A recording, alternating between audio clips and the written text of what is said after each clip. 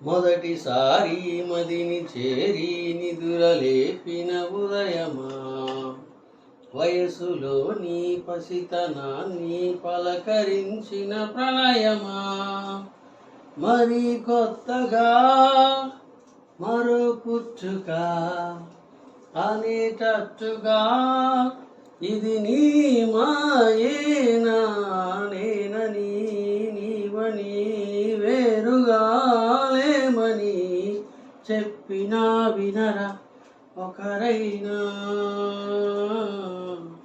నేను నీ నీడని నువ్వు నా నిజమని ఒప్పుకోగలరా ఎప్పుడైనా.